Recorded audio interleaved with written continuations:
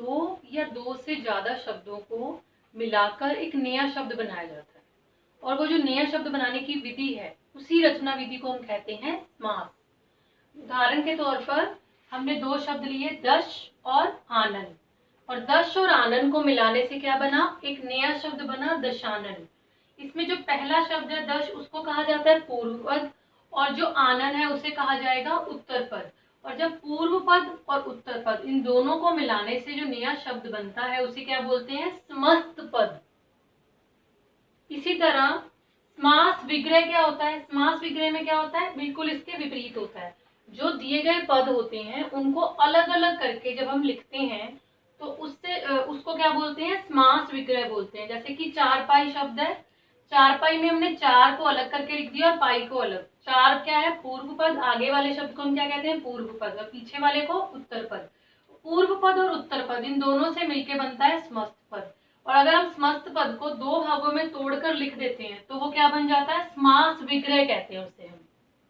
तो इस तरह आपको मैंने समस्त पद और समास विग्रह दोनों में जो अंतर है वो बता दिया। अब है समास के भेद कितने हैं। समास के चार भेद हैं, अव्ययी भाव समास, तत्पुरुष समास, द्वंद्व समास और बहुव्रीहि समास। अब हम इनके बारे में विस्तार से चर्चा करेंगे। सबसे पहले हम अव्ययी भाव समास के बारे में पढ़ेंगे। इस समास का पहला भेद है। अव्ययी भाव समास क्या होता है, जिस समास में पूर्व पद यानी आगे वाला जो शब्द है उसे हम पूर्व पद बोलते हैं, वो प्रधान होता है और अव्यय भी होता है। वो अव्यय का अर्थ है कि वो उसमें कोई विकार पैदा नहीं होता वचन, लिंग या संज्ञा के कारण, तो ये भी अव्ययी होता है इसका जो पूर्व पद होता है। उदाहरण के लिए यथाशक्ति यानी शक्ति के अनुसार, आजीवन, जीवन भर, बेखटके, बिना खटके के। इसमें से आपका जो बे शब्द है और आ और यथा, ये सब क्या है, पूर्व पद है और ये अव्यय भी है, मतलब इनमें कोई बदलाव नहीं आता। नंबर 2 पे है द्वंद्व समास। जिस समास में दोनों पद समान रूप से प्रधान होते हैं उसे हम बोलते हैं द्वंद्व समास, मतलब कोई भी कम या ज्यादा नहीं होता, दोनों का समान महत्व होता है, उन्हें हम बोलते हैं द्वंद्व समास। जैसे कि लाभ हानि, लाभ और हानि, सुख दुख, इसको विग्रह करेंगे तो सुख और दुख, माता पिता, माता और पिता, इनमें पूर्व पद और उत्तर पद दोनों का क्या है, समान महत्व है। नंबर 3 पे है बहुव्रीहि समास।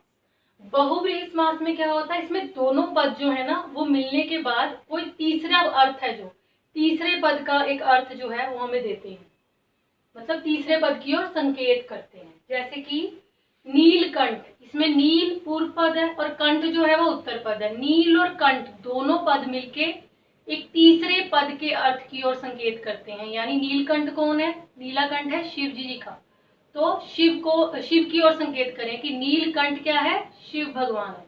इसी तरह गजानन, गज के समान आनन है जिसका, यानी गज के समान है जिसका नाक, वो कौन है, गणेश।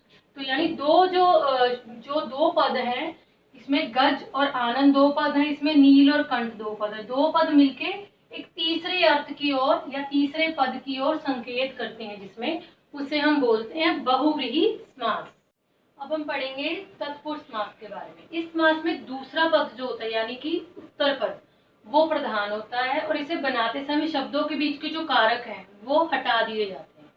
यानी जब हम उसको समास विग्रह को समस्त पद में बदलते हैं, समस्त पद बनाते हैं, तो उसके बीच के जो कारक हैं उसे हम हटा देते हैं। उदाहरण के लिए आराम कुर्सी, ये क्या है, समस्त पद है, और जब हम इसको विग्रह करेंगे तो बीच में क्या है, के लिए क्या है, कारक है, आराम के लिए कुर्सी।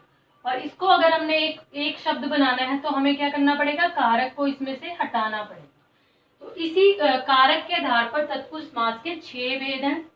पहला है कर्म तत्पुरुष, यानी कर्म को, मतलब जब आप किसी समस्त पद का विग्रह करेंगे यदि उसमें को आता है तो इसका अर्थ है कि वो क्या है, कर्म तत्पुरुष समास। जैसे यश प्राप्त, यश को प्राप्त, इसमें क्या आ रहा है, को, यानी कर्म को, ये कर्म तत्पुरुष समास है। नंबर 2 है करण तत्पुरुष, यानी करण से, यदि आप समास विग्रह करें और उसमें से आए तो इसका मतलब वो क्या है, करण तत्पुरुष समास। जैसे हस्त लिखित, हाथ से लिखित। इसी तरह तीसरे नंबर पे आता है संप्रदान तत्पुरुष, संप्रदान के लिए।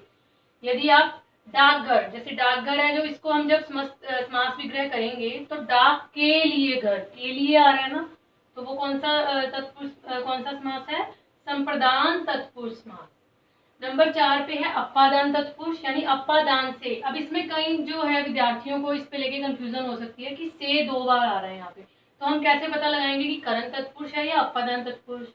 तो अपादान तत्पुरुष में जो से लगता है ना, वो से दो जो आपके पूर्व पद और उत्तर पद हैं उनके बीच जुदाई का जो है, उनको अलग करने का जो है भाव पैदा करता है। जैसे कि यहाँ पे है बंधन मुक्त, बंधन से मुक्त, यानी बंधन जो है वो मुक्त हो रहे हैं, इसमें क्या है? जुदाई का भाव पैदा होगा। अगर से लगा है, आप जब उसको समास विग्रह करें और से लग रहा है, लेकिन उसमें अगर कोई दो जो पूर्व पद उत्तर पद में जुदाई का जो भाव पैदा हो, तो वो कौन सा तत्पुरुष समास होगा? अपादान तत्पुरुष समास।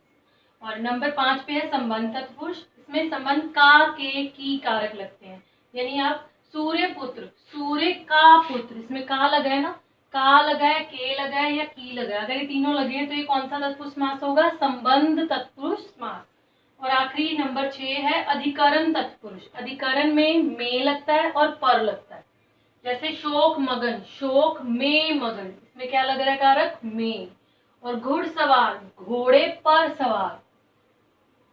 तो इस तरह जो है ये तत्पुरुष समास के 6 भेद हैं। अब इसके तत्पुरुष समास के अन्य 3 भेद हैं, हम उनके बारे में जानेंगे।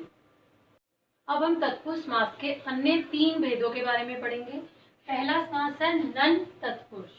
नन तत्पुरुष में क्या होता है? इसमें अ और अन जो है वो पूर्व पद में लगा होता है और जो नहीं का भाव प्रकट करता है। जैसे कि अभाव, अभाव में नहीं का भाव आता है कि अभाव, भाव ना होना। इसी तरह अनचाहा, जो चाहा ना जाए, नहीं का भाव पैदा होता है इसमें। और इसी तरह नंबर 2 पे है कर्मधारय समास। कर्मधारय समास में 2 पद, जैसे कि समस्त पद का जो रचना है वो किससे होती है? पूर्व पद और उत्तर पद से होती है। इसका पूर्व पद होता है वो विशेषण होता है और दूसरा पद होता है विशेष्य। विशेष्य क्या होता है? जिसकी विशेषता बताई जाए। उदाहरण के लिए नील गगन, यानी नीला गगन, नीला क्या है? विशेषण हो गया, और जिसकी विशेषता बताई जा रही है, किसकी विशेषता बताई जा रही है? गगन की, तो वो क्या है? विशेष्य। इसी तरह कमल मुख, कमल जैसा मुख, कमल क्या है? विशेषण है, और मुख जिसकी विशेषता बताई जा रही है वो क्या है? विशेष्य, कि मुख को कमल के समान जो है वो बताया जा रहा है। और नंबर 3 पे है द्विगु समास। द्विगु समास में पहला पद जो होता है वो संख्या का बोध करवाता है, संख्यावाचक होता है, और समस्त पद जो है वो समूहवाचक जो है उसका बोध करवाता है। जैसे कि चौराहा, चौराहा में पहला पूर्व पद क्या है? 4 जो संख्या नंबर है उसको बताता है, 4 राहों का समाहार। इसी तरह नवरत्न, नवरत्न में नव क्या है? 9, नंबर 9 जो है संख्या का बोध करवा रहा है, पूर्व पद। ठीक है, तो पूर्व पद नव हो गया, और रत्न 9 रत्नों का समूह, और जब समस्त पद बनता है तो वो समूहवाचक का जो भाव है वो पैदा करता है।